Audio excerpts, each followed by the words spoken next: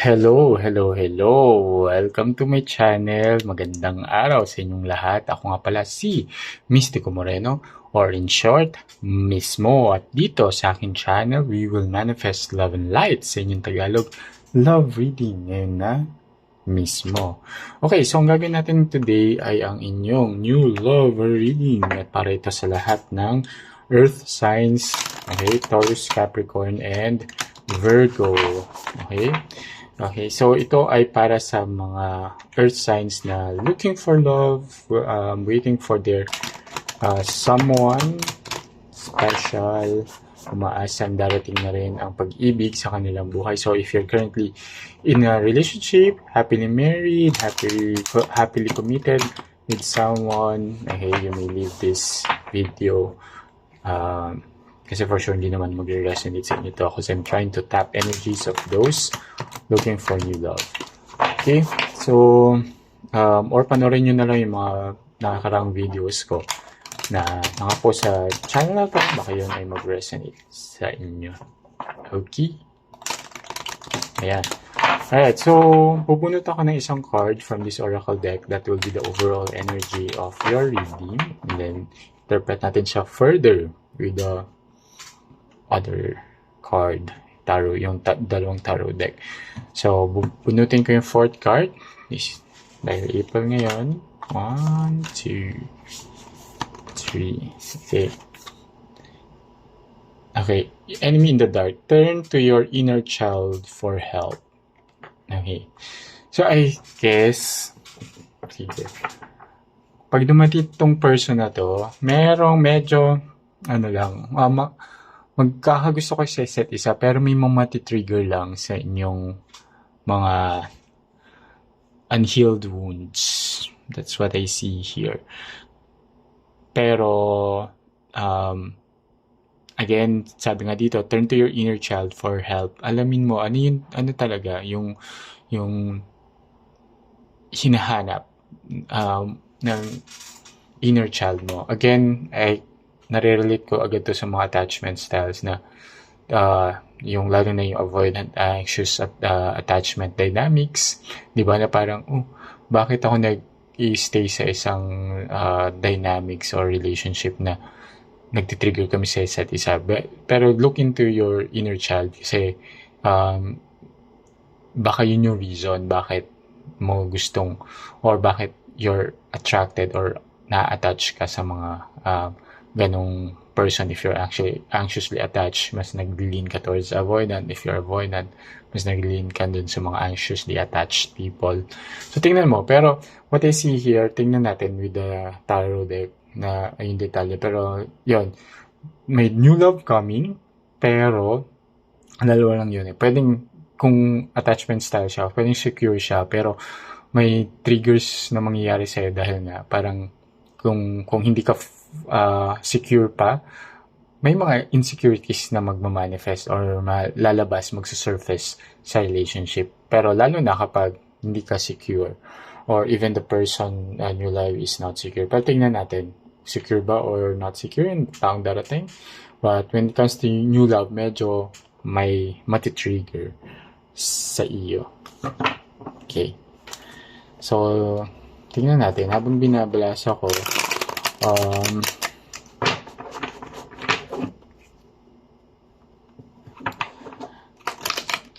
and since yun na yung lumabas na energy, so now, lalo na, nanonood kayo dito. So, I hope this will help in your self-awareness. So, kung may mga ganyung tendencies kayo or insecurities, it's time to work on it, reflect on it, para ready kayo pag dumating yung person at hindi na kayo ma-trigger. Kasi sign naman, diba? Darating yung person, pero you're not ready to embrace. Kahit inaasam-asam nyo siya, pero pag nati-trigger kayo, mawawala minsan yung mga goals, relationship goals, mga dreams ninyo na parang kahit very okay yung person, diba?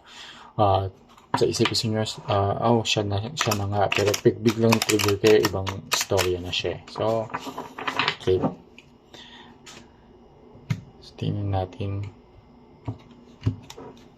So, fourth card pa rin. Bubunot ako ng 8 cards. First card, see. Four of Swords. Second card, Knight of Swords. Third card, Chariot.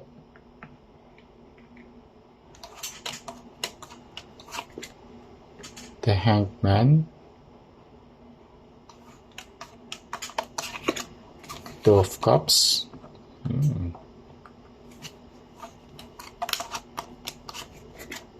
Yeah, Five of Cups.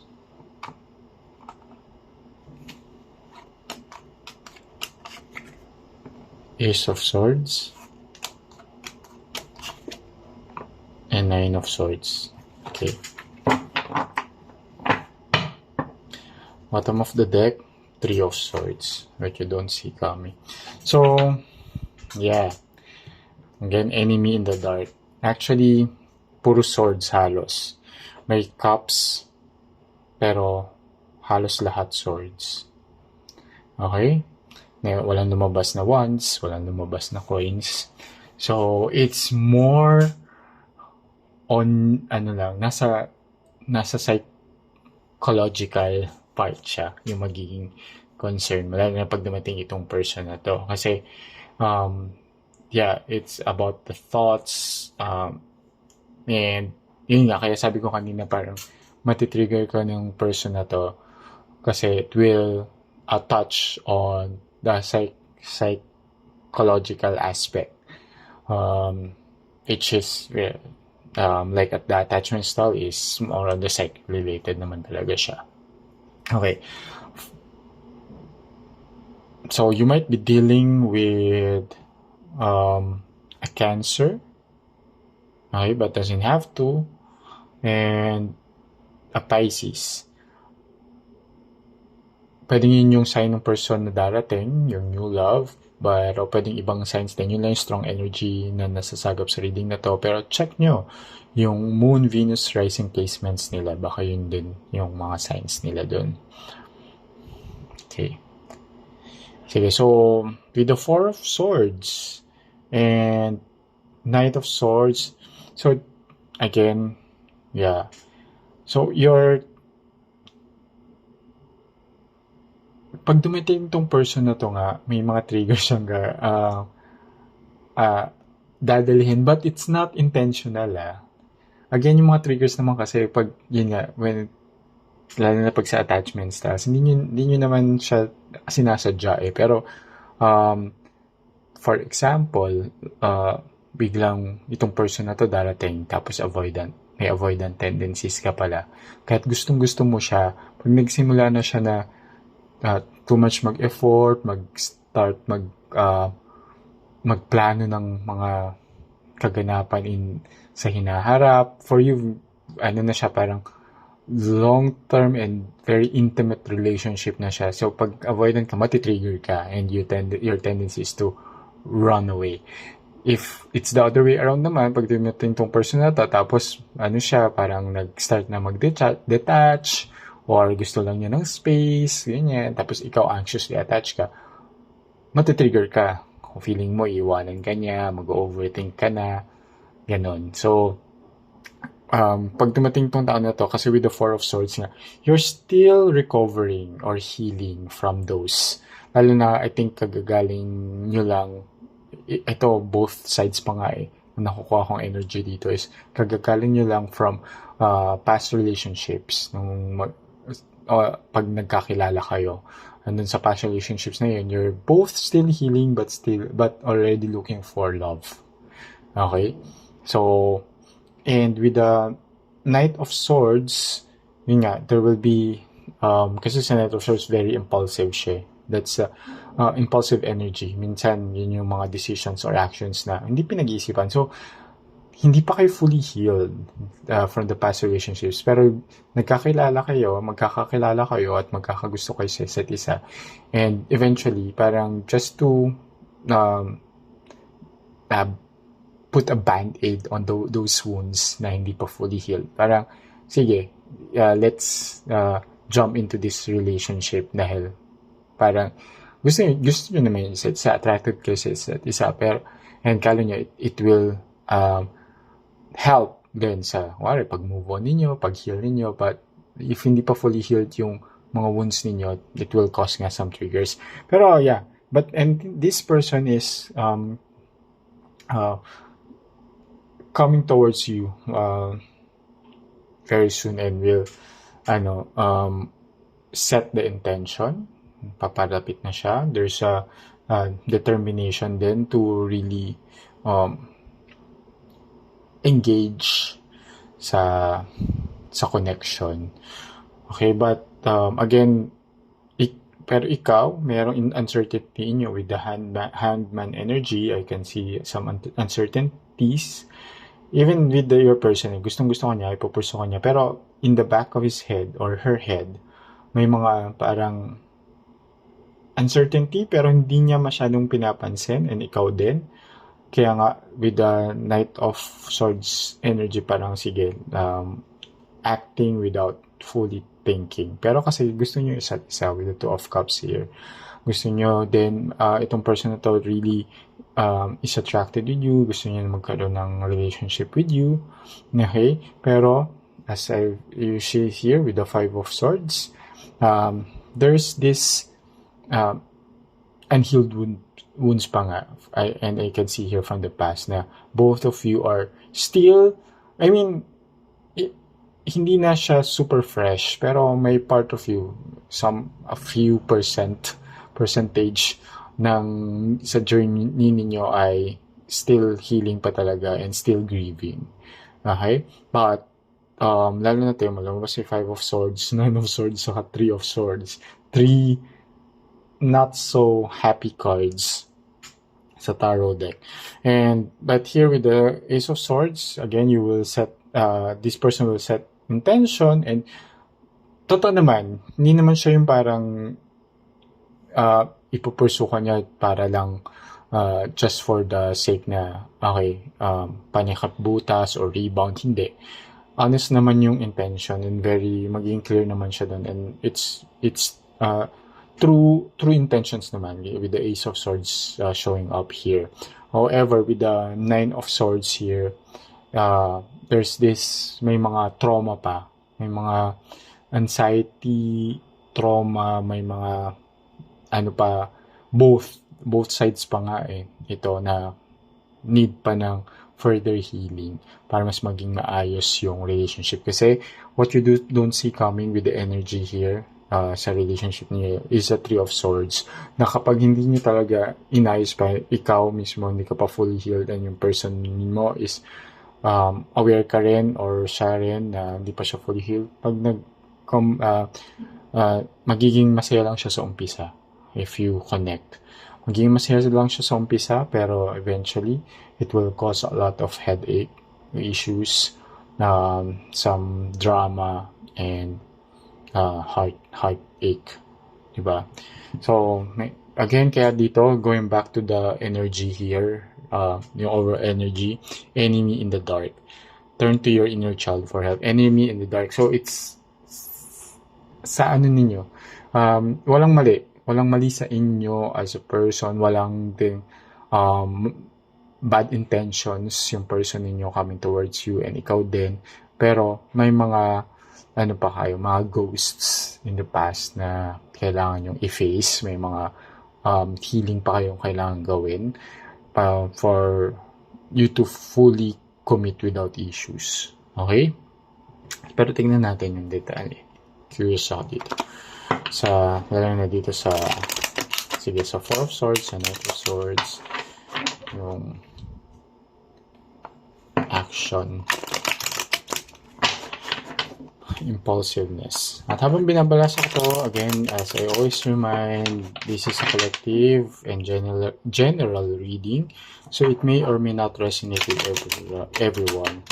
So take whatever resonates, leave the rest behind. Kapag hindi talaga siya nag-resonate, huwag pilitin. Abangan nyo na lang yung mga susunod ko pang love reading. Baka yun ay mag-resonate na.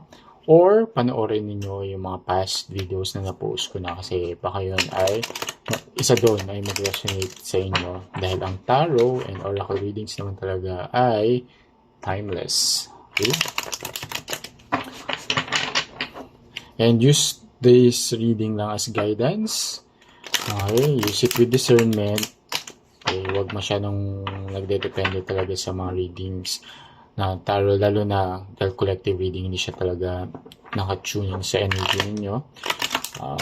Pero pag personal reading siya, ibang story naman siya. Okay? Sige. So, let's clarify.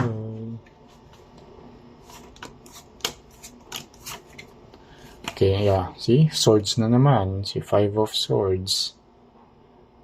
Okay, so again, si Five of Swords is a card of conflict. So, I mean, red flags, alam mo yun, syempre yung not secure attachment style will trigger something sa inyong dalawa na maybe for you parang, ganun ako pero, or siya, ganun siya parang ganun. Pero, it shows up kung you're looking, kung ibang tao ang nakatingin dun sa dynamics ninyo, it's a red flag. So, yun nga, kailangan talaga mag-heal or ayusin yung mga wounds, heal yung wounds or ayusin yung mga past na nadadala sa present. Okay? So, sige, tingnan naman natin yung Five of Cups energy. Ayan. So, tapos kabit natin siya with the sword. So, with the strength card nga, I can see here naman yung ma-overcome naman tong challenges currently at the moment. Lalo na kung self-aware kayo pareho or itong person coming into your life, this new love coming is aware. May kagustuhan naman siya na gawin yung tama. Okay? Need nga lang pa ng time, need pa ng konting push. And with the Knight of Swords, yun natin. Yeah, with the Wheel of Fortune.